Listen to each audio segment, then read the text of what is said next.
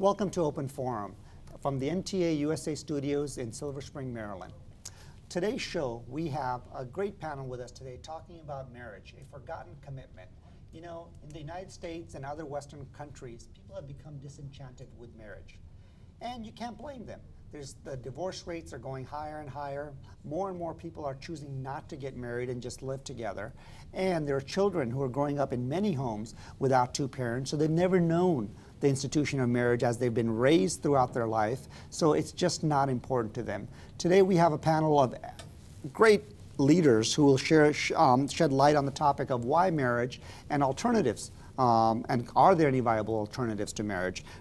First, from my right, we have Qasim Rashid. Qasim is the author of The Wrong Kind of Muslim and his new book, Extremist. Thank you for being on the show. Thanks for having me. Next, we have Imam Noman Rana. Imam Noman Rana is in Zion, Illinois, where he leads, and he's also fluent in Spanish and travels the country in leading for the Ahmadiyya Muslim community around media works, as well as sharing Islamic knowledge and information. Next, we have Salam Bhatti. Salam is a practicing attorney in New York City and is an avid soccer player. And I'd like to add that all three of our panelists are married. Qasim has two boys. Imam Rana has a son and a daughter. And Salam was married about 3 years ago as well. So hopefully you'll have children soon as well. God willing. So let's get started. Salam, we'll start with you. Why marriage? People struggle with this topic. I mean, people have, like I said earlier, people have grown up in households without dual parents. They just don't know any different. And they grow up, they see the divorce rate. It just doesn't make sense. Convince me otherwise. Convince you that marriage makes sense? Yes. Well, it makes sense because, you just said it in the question. When you grow up in a single parent home or you grow up in a broken home, it's because the marriage didn't work or that there was never any marriage to begin with. And as a result, you have children who go into crime later in life, children who don't know how to treat other men or women in their life. So it's really important to inculcate this type of education within kids, whether it's through school or through the parents, that teaches them that marriage is very important and responsibility is important as well. But the challenge, Qasim, I see in this is, as an outsider, when someone's preparing to get married, they see the data. They see never having been raised in it. They see the divorce rates. They see all the challenges with it. Why go into that institution? Well, and I think we've talked about this before, that people think marriage is something that happens when you're older, whether it's 20s, 30s, 40s, 50s, whatever.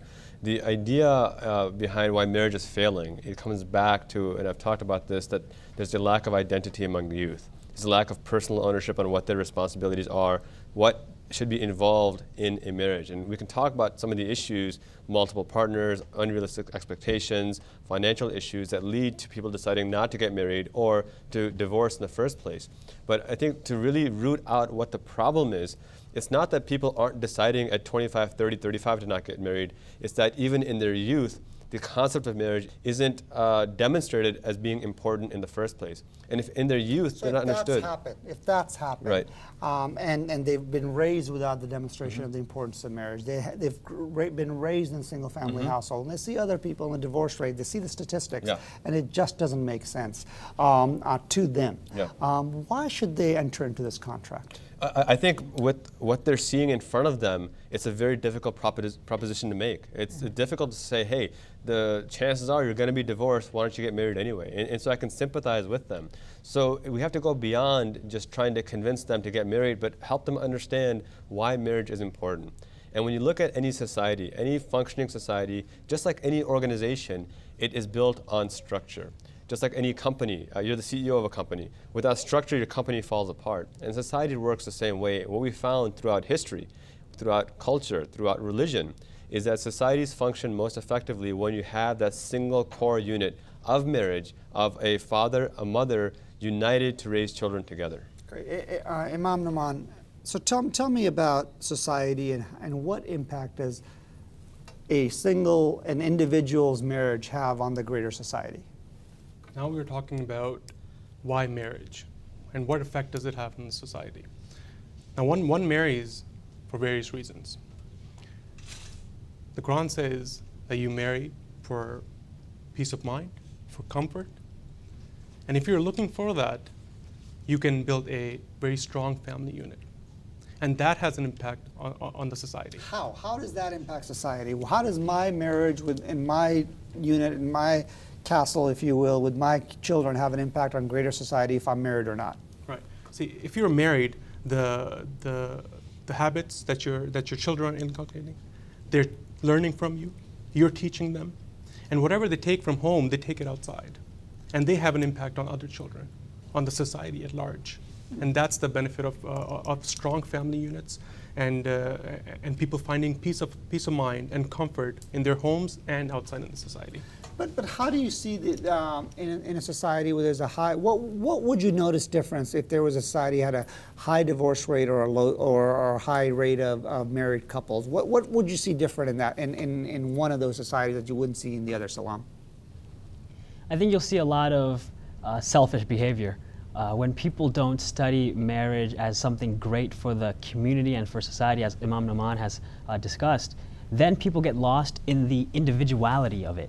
You know, it's not just something that's great for you, but it's something that's great for the world as a whole, because it's micro units, you know?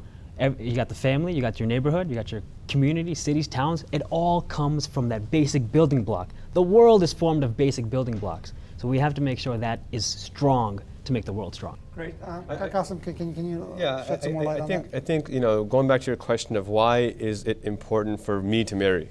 Why is it important for Imam Nauman to marry? You know, there's two things we have to realize. We don't live in vacuums, meaning we don't live isolated to the exclusion of all other people. We interact. We have interactions. My children will need someone to marry, right? His children would need someone to marry. If my focus is marriage and his focus is not, who will my children marry? And vice versa. So I think this idea of, hey, I'm an individual, I don't affect anyone else, I think it's a fool's paradise, and it's contrary to the observable reality around us. Islam is a community faith. It seeks a community of the unity of mankind, unity of humanity. And as such, it teaches that you are your brother's keeper, you are your sister's keeper. And so in raising your children in a structured family environment, not only are you assuring their protection and their self-identity, but when they go out and get married, and Imam Nauman's children are doing the same thing, then they can perpetuate that structured society as opposed to shooting in the dark and hoping it works out. So coming together is more than just one person making a decision. If there was an isolated situation, we couldn't have people break off and do their own thing because we all impact each other. Absolutely. Great. Yeah. So Imam Nauman, in terms of, you know, the Khalifa of Islam has spoken on this, there's lots of challenges with marriage as well. I mean, there's disagreements that get escalated sometimes. How, despite all that, what does the Khalifa of Islam say on marriage? See, first of all, marriage is not easy. It has many bumps, and you have to be patient. Someone said that in a marriage you have to be a leader and a follower. Sometimes you lead, sometimes you follow. And Khalifa of Islam he keeps on advising us that this is a family unit that impacts yourself and the society at large. And you have to work hard to work things out. And this will impact the children and then the following generations. Mm-hmm. So that's why it is very important that we keep this family unit strong and teach our children at the same time. And what are the distractions from marriage? So if one chooses not to get married, what are their options, and why are those not viable options? One option that I've seen multiple options. One is I choose to live with a partner, or one chooses to live with a partner. They don't get married. They live together for 10 years. They share everything, but they just don't sign the contract. It seems to work because typically those individuals have gone through a marriage before and they just don't want to get into that again, and they had a bad experience, but it seems to work for them. What is so wrong with that? Salam, why don't we start with you? I think that the dating game has seeped into the married life. I'm talking about more than dating. I'm talking about long-term, deep, monogamous commitment. Exactly. And so the dating game is a temporary thing. You know, I can leave whenever I want. I don't have to make this commitment. So when you get into a married life, so if you've had 15, 20 partners, and then you get that one, then you don't have that commitment. The reference you're referring to is that most Americans have over 15 partners in a lifetime. Right. So then when you settle on one, you might get fidgety, you might get cold feet, as the popular term is, you know. So when that happens, well, then we're all lost. Then we all hurt. But I want to dig into, if I choose to stay with someone and commit to someone long term, but I just don't sign that contract, Right. whether it be religious or government. What is so wrong with that? Because it's seeming to become a more viable option for individuals. So something common law, as they would Sure, say, you know, just sure. living together. Well, you know, if it works, it works, you know. But sometimes people need that public vow. They need to have their friends or two witnesses or whatever to make it a public thing. So can it work? Yeah, I would disagree. I don't think if it works, it works. I think what we're seeing is that it's not working. That's one of the reasons why we're seeing fewer and fewer people getting married. We're seeing an increase in abuse of women. We're seeing an increase of sexually transmitted infections and diseases of that sort. It's not working. And children follow the lead of their parents in every way, shape, and form. The other day, I was just tapping on the table, and I saw my 5-year-old mimicking me tapping on the table in the exact same way. And so when children see that their parents are not willing to make that commitment to one another, professing to love one another but not willing to make that commitment to one another, and leaving their option open to leave at any time they want, then they will be raised in the environment thinking, hey, it's okay if I don't make that commitment. And the reality of life is this. Children rarely become more conservative than their parents. They typically become more liberal. So what's the next step after that? Who knows? But right now what we see in society is this concept of a hookup culture has developed among high school and college students. A hookup culture, very bluntly put, is our youth are being intimate for one night and then moving on to the next person. And this is becoming more and more aggressive, so that the And level. why is that happening? Is this pure lust? It's pure physical desire. It's simply the desire to be free and the desire to not have a commitment. And again, if you speak on an individual level, if you're only worried about yourself, somebody may not care about anyone else. But when we recognize that our society is not made of vacuums, we're not made of little cocoons in which we don't impact one another, but we very dramatically affect one another, we realize that this is not a sustainable business model. You cannot build a society off of this. And the harmful effects that you're seeing are the rising rape cases, are the rising cases of sexually transmitted diseases, the rising level of abuse of women. And I think Salam mentioned it earlier, but when you have single family homes, statistically speaking, across race, color, religion, you find higher rates of drug abuse, higher rates of violence among youth, and lower grades in test scores. Got it. But Imam, I'm going to come back to this challenge where Salam said it works and works, and Qasim disagreed. Give us your perspective on this. There's lots of individuals moving towards this gray area of they live together, they don't cheat, they just live together for years on end, 10, 15, 20 years, but they just don't get married. Right. So some people prefer this, that they just don't want to get married, they don't want the ceremony, they don't want anyone to know, they just live together and they're happy. But if you fail to commit yourself to that relationship, to dedicate yourself for that person, then of course the way you are as a husband or a father, that would be different as well. That would affect the way you are with your children, because you have not committed yourself to that relationship. So there's something to being committed which demonstrates other values as well. Right. Just the way one person would be towards his wife. If he's not committed, if he's not dedicated to that person, he can get up and leave any time, and that would affect the relationship between the husband and wife.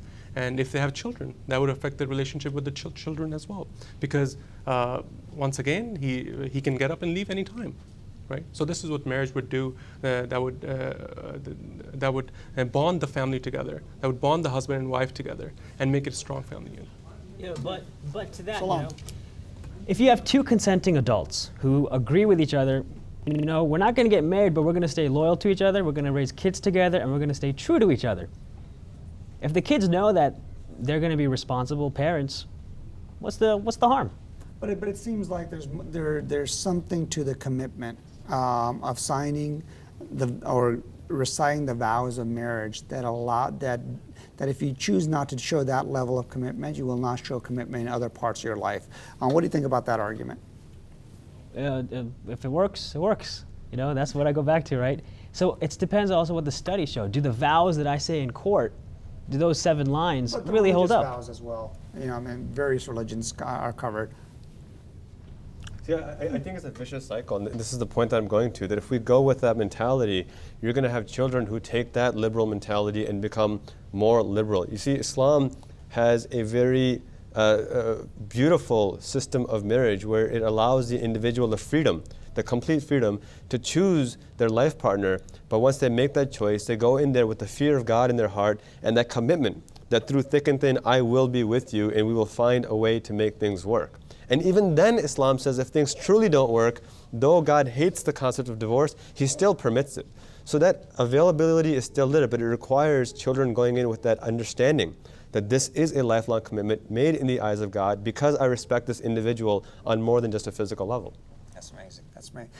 So marriage is important, and you can't just choose to live together. You can't do a lot of these other things. Now, if marriage is so important, let's go what's seemingly off topic, but let's tackle it from this context. Is gay marriage. Now these laws are becoming more and more prevalent in the United States and other places around the world as well, where states in the U.S. at least are allowing for gay marriage to happen, and it's being seen as a civil rights issue. It's been seen as marriage is actually positive for all the good reasons. You should allow individuals to marry even if they're going to marry someone of the same sex. Now, the traditional marriage would say that a marriage is really between a man and a woman, and this leads to ills in society.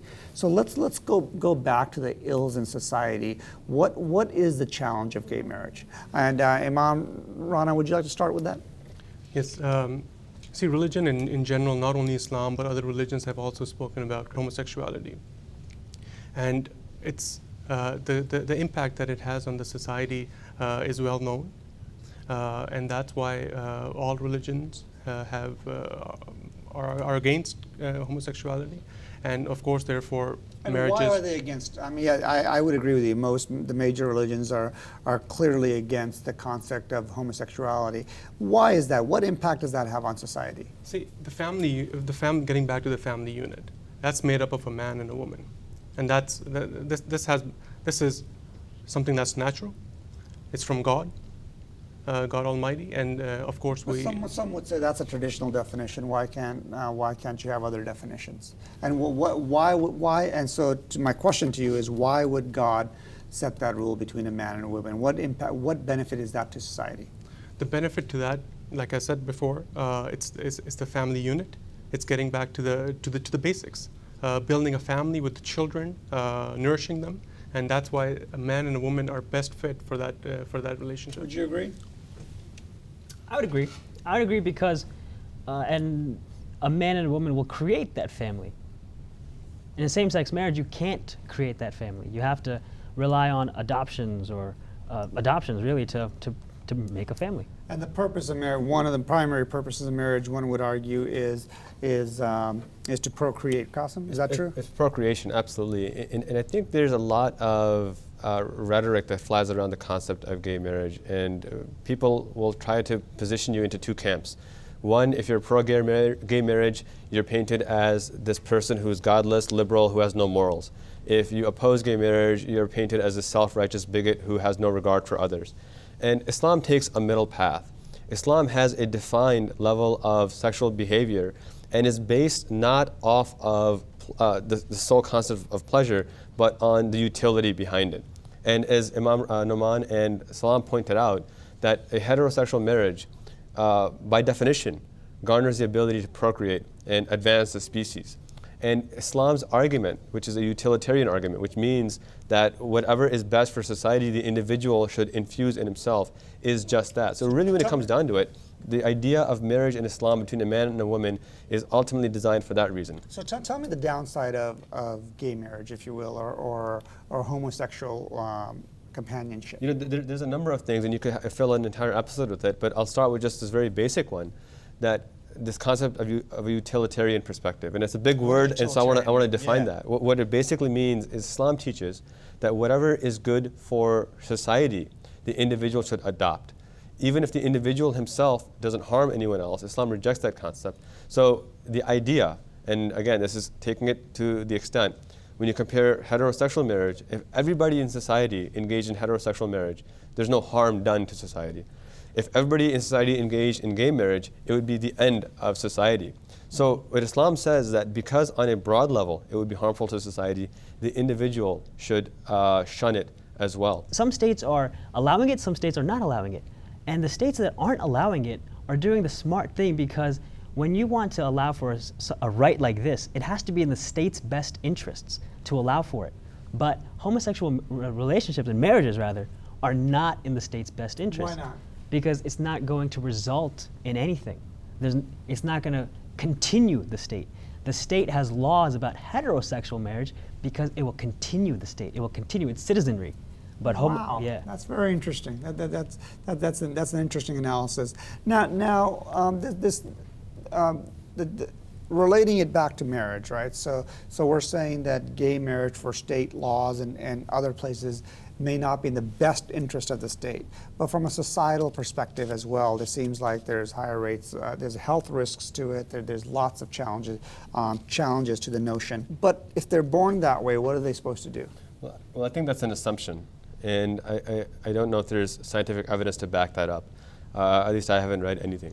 You know, Islam teaches that every person has their own struggle, their own jihad, through which they must overcome.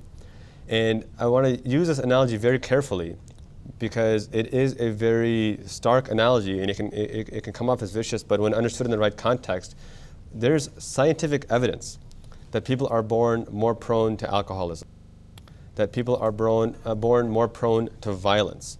But as a society, we've decided to reject that just because you're born more prone to it, we're not going to excuse your alcoholism. We're not going to excuse your violence. The difference here with gay marriage or homosexuality is because there's an assumption that if a person is gay, they're not hurting any other person. The reason why Islam rejects that argument is back to what I said earlier. Islam is a community religion. It talks about the greater good of the society. And from a procreation perspective, because Islam teaches that marriage, the fundamental purpose of marriage is to advance the species, something not possible through a homosexual relationship, therefore Islam rejects that argument. There's no doubt that people are born with different tendencies to a greater or lesser degree. But to relegate that, to say that this is the only thing that I'm tied to, only thing I'm able to do, I think is contrary to what genetics has shown us, and contrary to what humanity has shown us throughout history. So that's a very deep and very, very precise point. So thank you for sharing that, Imam Naman. Around this point, this whole idea of I'm born this way, do you agree? First of all, do you agree with this assertion? Well, what Qasim said, that there are no studies that show exactly that is true or not. But even if it is, what we would be saying is that even if someone is born with certain tendencies and they have certain urges, the best way to do is to be steadfast and patient during this trial. That's what we would say, that this would be a trial for a person, and we would expect that he would pray during this time and try to fight off these tendencies and these urges. So some would argue that they're prone towards pedophilia, so therefore they should be allowed to be pedophiles. Is this the same argument, that you're prone towards certain behaviors and you need to have the restraint and self-control because this is not good for society, and it's not good for various other reasons which we mentioned earlier? Is that the gist of the argument? In fact, regarding pedophilia, that's actually just been recently classified as a mental illness. So now people can use it as a defense in court and essentially get away with it. I'm sure they'll have to go to a mental health facility to make up for it, but it's a mental thing now. And Qasim brought up a great point, that we're all genetically prone for certain things. So even if you are born with it, everyone has their own jihad, everyone has their own struggle. And we have to do whatever it takes for the greater good, for society to advance. And whether it's me, I love junk food, that would make me prone to diabetes, which is bad for society, right? One thing I want to really point out here is that Islam's standard of marriage and sexual behavior is based on human psyche. It's based on what will ultimately ensure the propagation of our species. The concept of marriage and acceptable sexual behavior in society is not a consistent standard. It changes over time. In some of my research and studies, in some of my writings where I've discussed, you brought up pedophilia. people forget that even in the United States, 40 years ago, child pornography was considered legal free speech. It was considered legal free speech, and possession, even up until the 80s, was considered legal free speech, until we finally realized that, hey, this is actually harmful to children. So the first 200 some years of American history, this was considered legal, part of free speech, protected behavior, and then it was illegalized. So the point that I'm trying to bring up is that society today has decided that this is behavior that we want. Islam didn't suddenly become immoral. The challenge to show that Islam is immoral is to demonstrate that Islam's teaching of marriage between a man and a woman is somehow destructive to society. And I don't think you'll show that, because then you have to argue that human history has been destructive for so many years. Wow, fascinating point. Let me switch to more speaking of Islam. Islam allows for polygamy or up to 4 marriages. And in the American society, that's not seen very positively. Where the Islamic argument, as I've heard it, the gist of it is that while in America you can sleep with as many people as you want, you can have children with as many people as you want, but you can't commit to more than one person, which seems like a strange law.